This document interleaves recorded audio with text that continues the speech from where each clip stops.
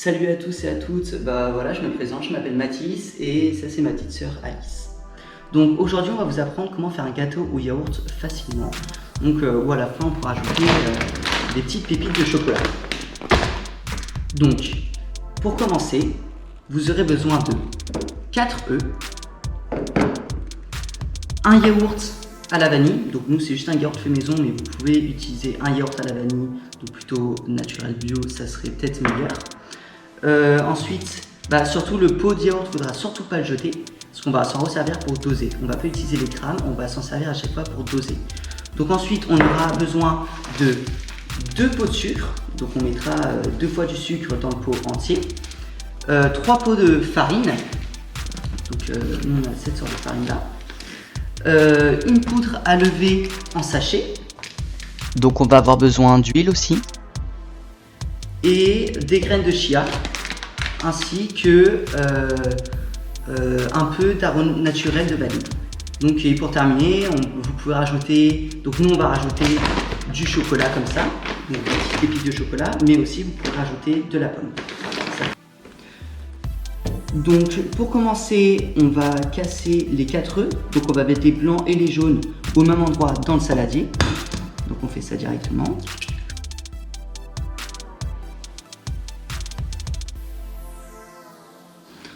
Voilà, donc vous avez cassé vos 4 beaux œufs. Donc maintenant, on va prendre un fouet et fouetter tout ça.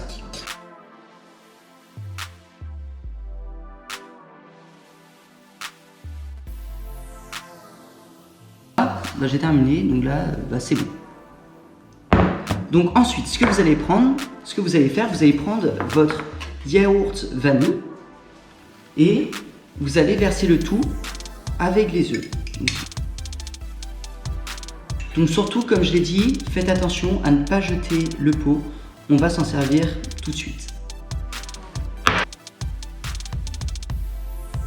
Maintenant, on va continuer, on va remuer le tout. Donc on remue toujours à chaque fois, à chaque étape du gâteau.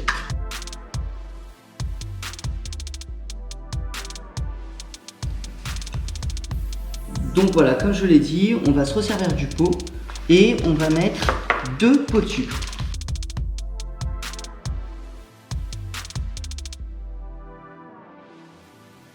Comme à chaque étape, on va encore remélanger.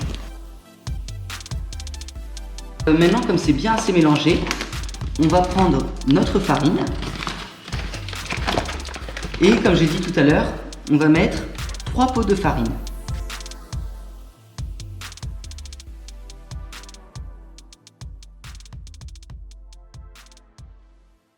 Donc ensuite, on va encore remuer, comme à chaque étape. Donc là maintenant on peut bien observer que la pâte commence à devenir un peu plus dure, elle commence de plus en plus à se rapprocher de la pâte du gâteau. Là on va remuer jusqu'à ce qu'il n'y ait plus aucune farine dans le plat. On va prendre notre poudre à lever, donc celle-ci, et on va tout verser dans le saladier. Donc comme à chaque étape, on remue encore jusqu'à ce qu'il n'y ait plus rien. On va prendre notre vanille et on va mettre beaucoup de vanille. Vas-y, mets là. Et en même temps, il faut que quelqu'un vous aide à mélanger.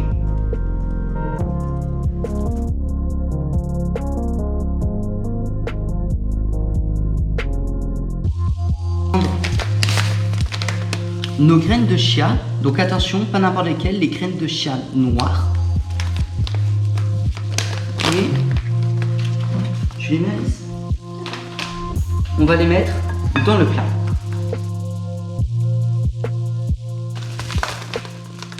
Voilà, ça donne à peu près ça. Et donc là, faut jamais oublier de bien remuer. Là, la pâte devient de plus en plus dure, ça devient de plus en plus compliqué. Mais c'est normal, ça veut dire que le gâteau va être bien bon.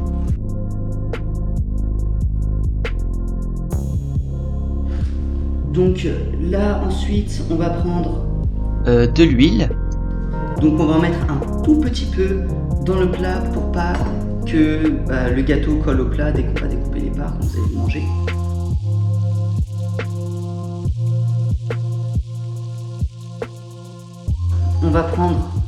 notre plat, donc notre saladier, et on va tout verser. On va tout verser dans le plat à gâteau.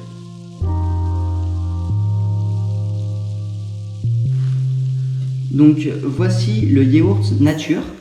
Mais nous, puisqu'on est des gourmands, on va rajouter des pépites de chocolat. Donc celle-ci. Et là, on peut vraiment en mettre autant qu'on veut, un peu partout dans le gâteau.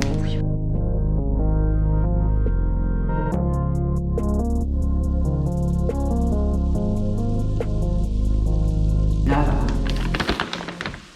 ça suffit.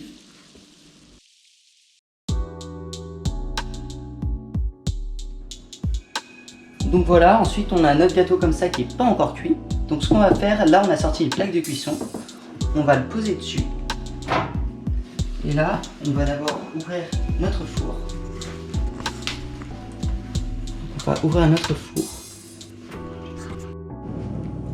Bon, maintenant qu'on va faire que le four maintenant, donc il est assez chaud. Donc on va l'ouvrir. On va prendre la plaque en faisant attention à ne pas faire tomber le gâteau.